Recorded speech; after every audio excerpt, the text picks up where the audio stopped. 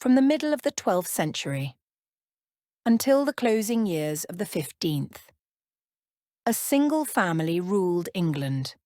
They were soldiers, lawgivers, tyrants, and reformers. For 300 years, the Plantagenets shaped the destiny of England. Henry II came to the throne in 1154. He inherited a fractured kingdom after years of civil war. Restless, ambitious, and fiercely intelligent, he ruled not only England, but also vast lands in France, the mighty Angevin Empire.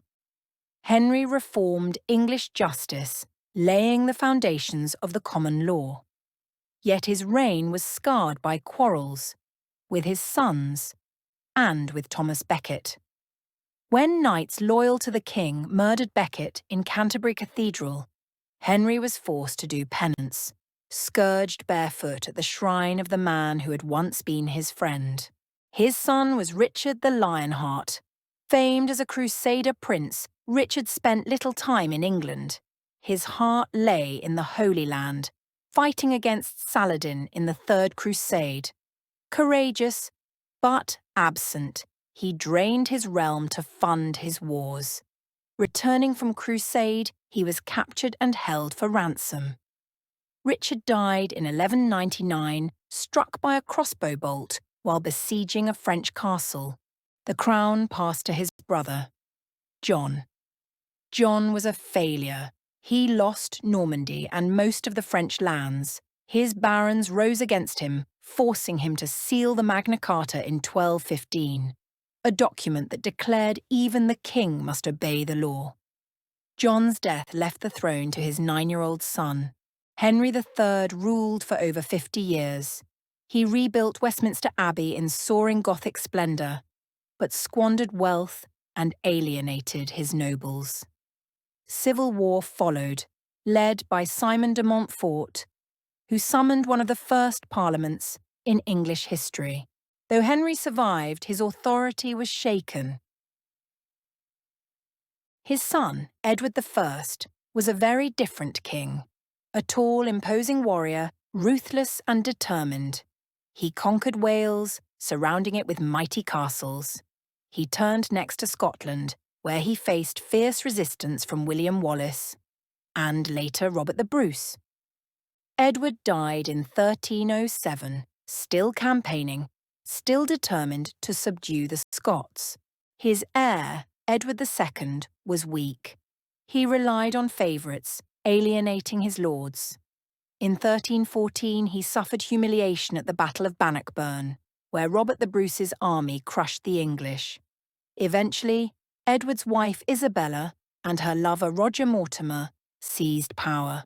Edward was forced to abdicate and likely murdered in captivity. The crown then passed to Edward III, one of the great kings of medieval England. In 1337, he claimed the French crown, beginning the 100 Years' War. At Crécy and Poitiers, English longbowmen destroyed French armies of knights. Yet, his reign was scarred by the catastrophe of the Black Death, which wiped out nearly half the population of England. Edward's grandson succeeded as Richard II. Still a boy, he faced the Peasants' Revolt of 1381.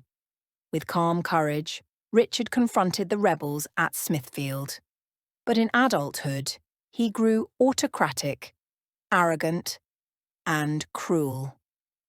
His cousin Henry Bolingbroke seized the throne in 1399. Richard was deposed, imprisoned, and died in captivity. Henry Bolingbroke became Henry IV, the first Lancastrian king. His reign was troubled.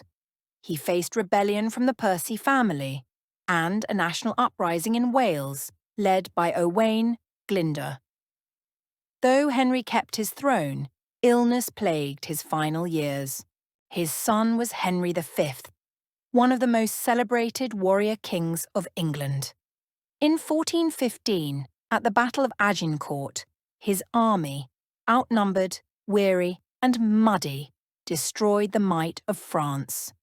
The English longbow made legends that day.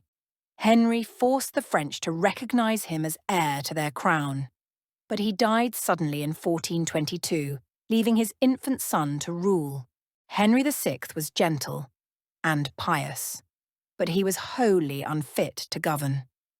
Under his reign, England lost almost all its French lands. His periods of madness left the realm leaderless. Rival noble factions plunged England into civil war, the bitter conflict remembered as the Wars of the Roses. Out of the struggle emerged Edward IV, the first Yorkist king. Handsome and charismatic, he was also a ruthless soldier. He crushed the Lancastrians and restored stability. But his sudden death in 1483 left the crown to his son, Edward V. Edward was only 12 years old. Taken to the Tower of London for his coronation, he and his brother vanished from history. The tragic princes in the Tower. The throne was claimed by their uncle, Richard III. Skilled, brave, but controversial, Richard's reign lasted barely 2 years. In 1485, at the Battle of Bosworth Field, Richard was slain in combat, the last English king to die on the battlefield. With his death, the Plantagenet dynasty came to its end. For more than 3 centuries, the Plantagenets shaped England. They forged laws, fought wars, built castles, and endured plague and revolt. Their story ended in blood at Bosworth, and with the rise of a new dynasty, the Tudors.